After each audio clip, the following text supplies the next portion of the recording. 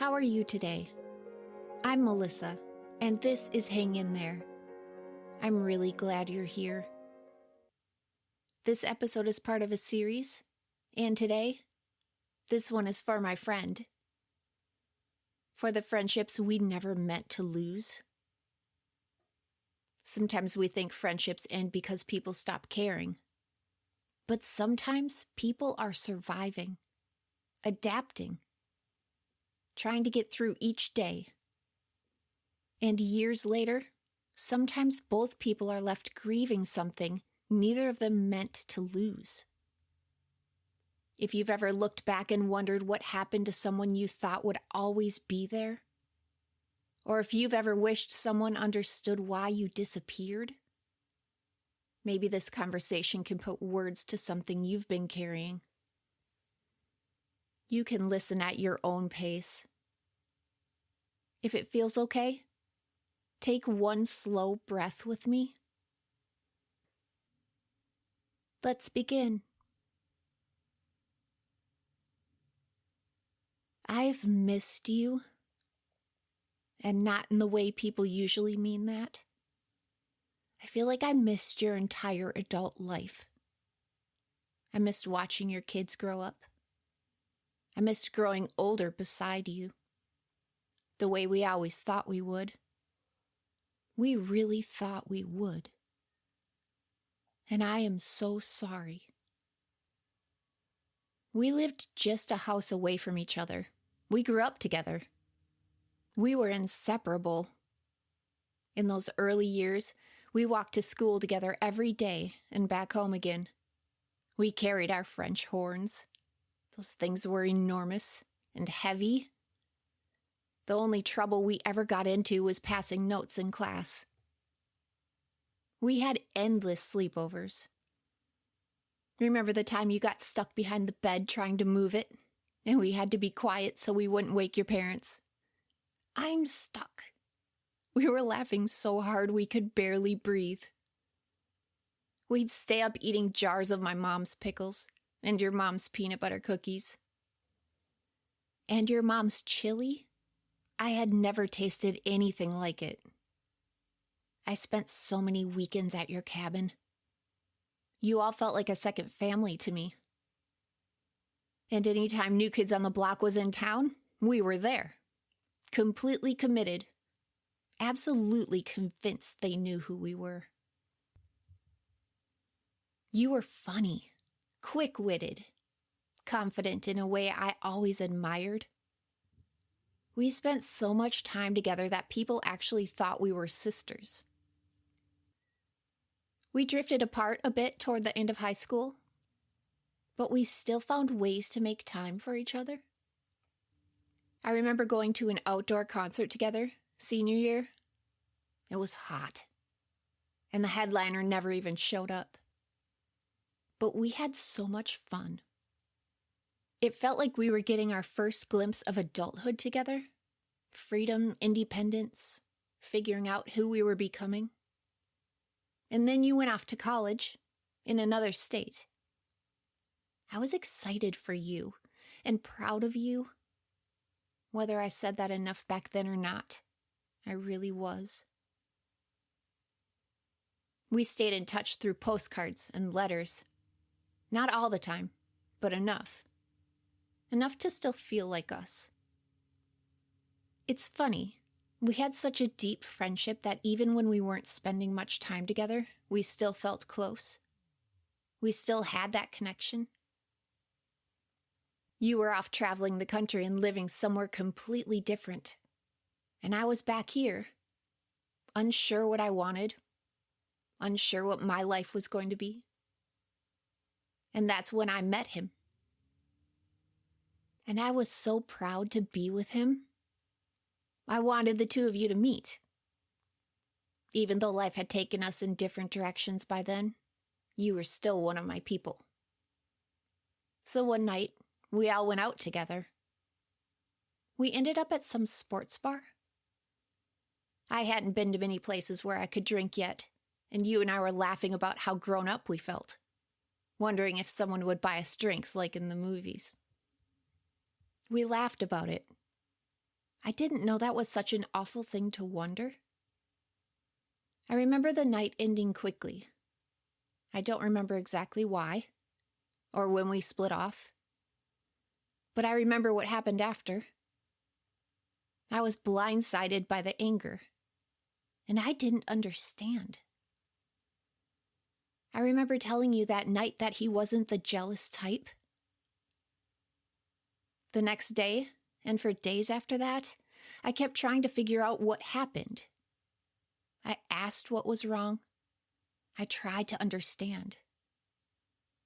I even gave him a card apologizing for upsetting him, while admitting I didn't know what I had done. I tried so hard to have a conversation, but there was no explanation, no acknowledgement, just distance. And eventually, I learned something without anyone ever saying it. I came to understand that going out with you wasn't acceptable. So we didn't do that again. But we did have one trip to the zoo with my baby after that, and it was such a good day. She loved you. It felt like one of those moments we had imagined when we were growing up, being part of each other's lives, being part of each other's children's lives. If I had known my time with you was limited, I would have taken more pictures. I would have told you how much it meant to me that you came, that you spent the day at the zoo with a 6-month-old just because you loved us. I didn't know I would be disappearing. I thought there would be more. More zoo trips, more birthdays, more ordinary moments. I was in your wedding, and I got to go to your bachelorette party downtown. I had never really gone downtown before, or gone out to bars with the girls. I remember feeling nervous. I'd left my baby at home that night. I'd never done that before. And for some reason, I felt very uneasy. I couldn't have explained it then. I remember having a good time, laughing, being with everyone, celebrating you. But I also remember feeling overwhelmed. At the time, I thought maybe it was because my life looked so different than yours. You were starting something new, and I had a toddler. Maybe I was realizing for the first time that we were becoming adults in very different ways. But I was so excited for you. And then I remember going home the next day to a person who was not happy with me. I felt the tension the moment I walked in. And almost immediately, I started trying to figure out what I'd done wrong. I found myself downplaying how much fun I had. Because acting like I'd enjoyed myself felt scary. We saw each other rarely after that, and only with our partners. Never alone. And I don't remember thinking much about it at the time. I was there for the baby shower, the 30th surprise party, and then nothing. I got lost, and I didn't know why or how it happened. I would hear that focusing on my family was the most important thing, how there wasn't enough time, how the kids needed me at home. And none of those things sounded unreasonable. In fact, they sounded loving, responsible, like what a good mother should do. So little by little, I started feeling like I should always be home. And eventually, I felt as though I couldn't leave. Nobody ever told me then that I couldn't go anywhere. It was never that obvious. I just felt it. And over time, I stopped asking.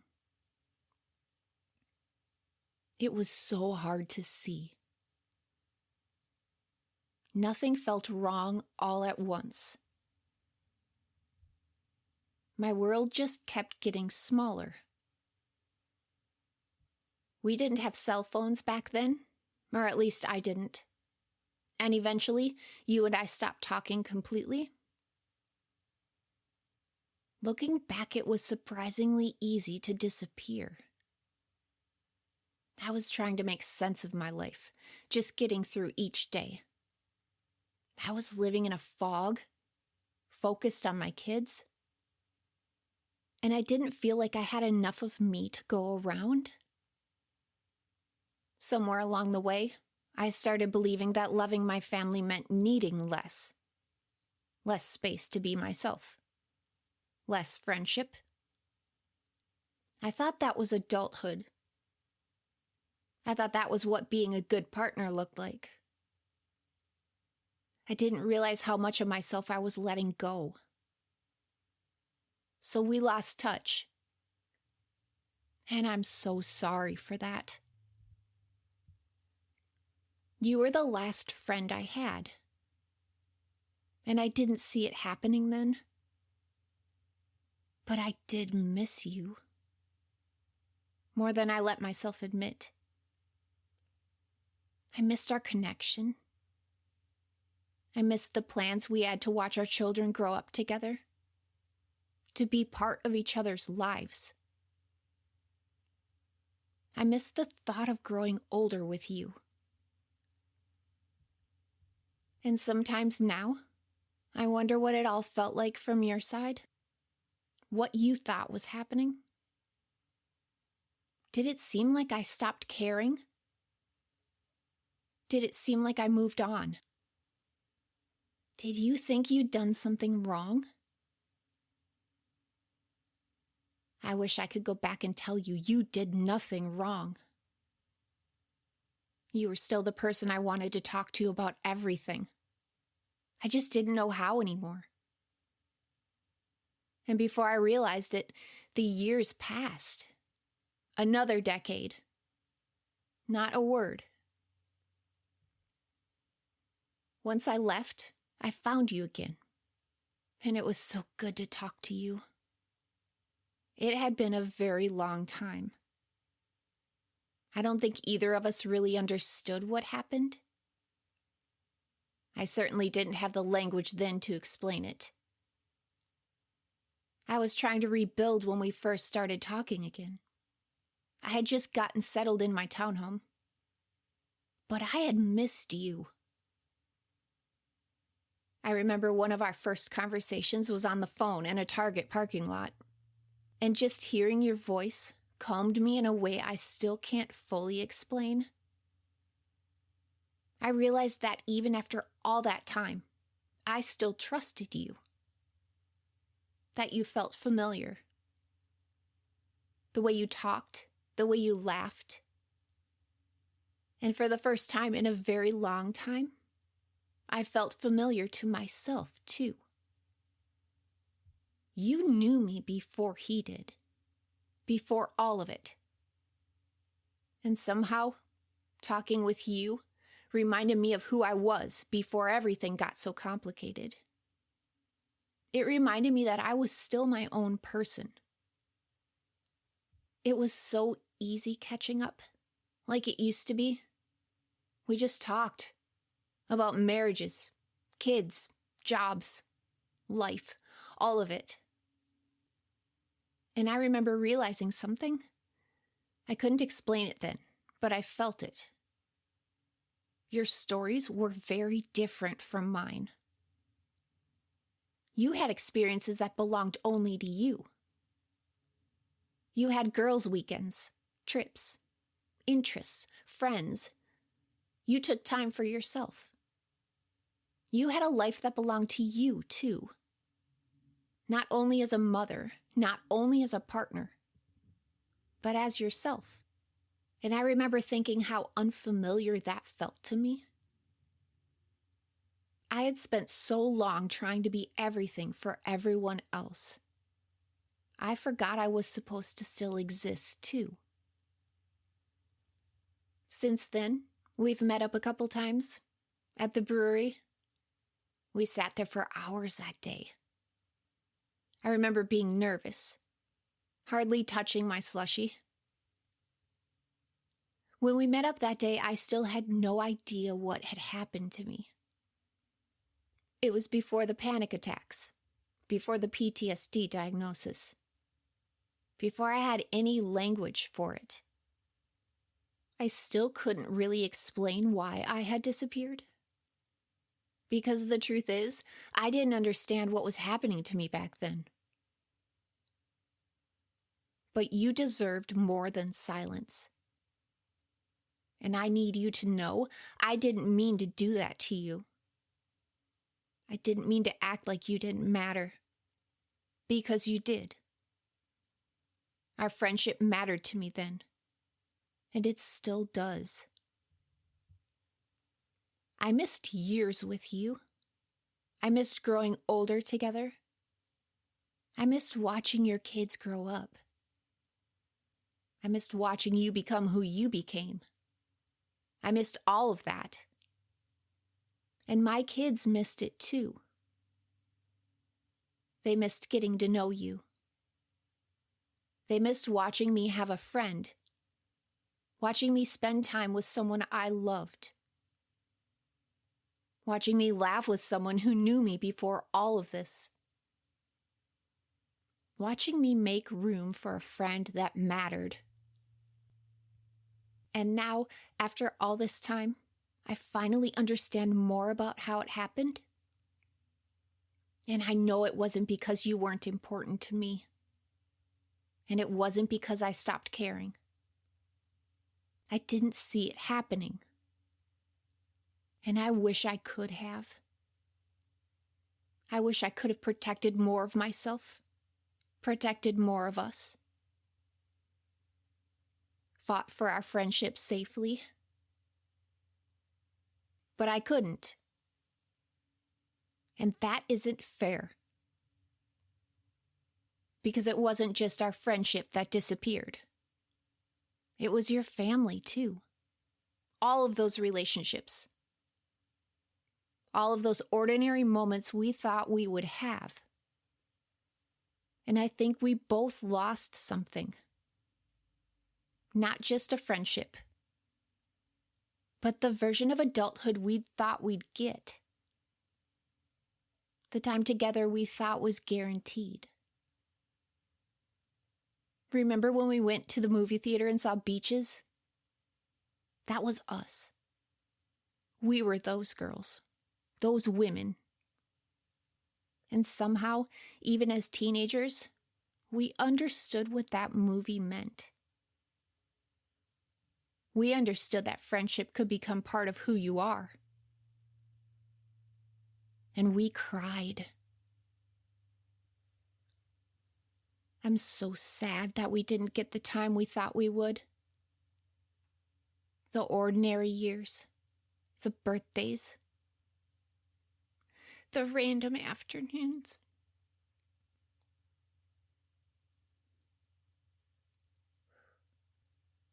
Watching our kids grow up, growing older together. I want you to know, I didn't choose to lose our friendship. I didn't choose to let you go.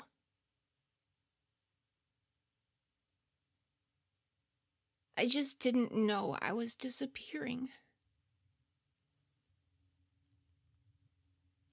Before we go any further, let's slow things down for a moment. Did anyone come to mind while you were listening to this? Is there someone who slowly disappeared from your life?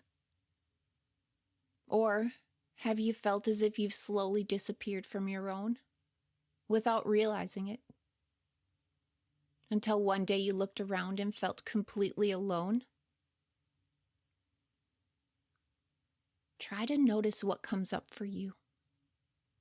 No pressure, No need to understand all of it right now. People disappear. People get left behind.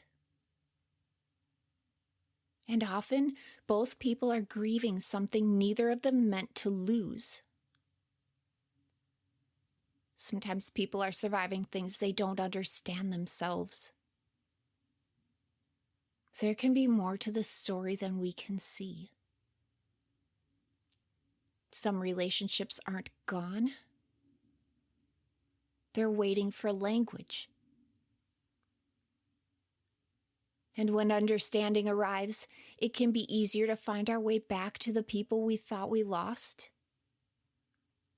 Sometimes one conversation is all it takes to begin.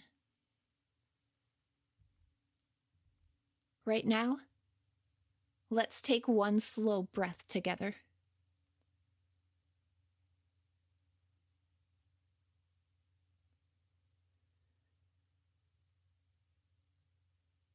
There's something I understand now that I didn't understand then. I hadn't had close friends for so long that I didn't really have a sense of what was normal anymore. I had no one close enough to compare my life to.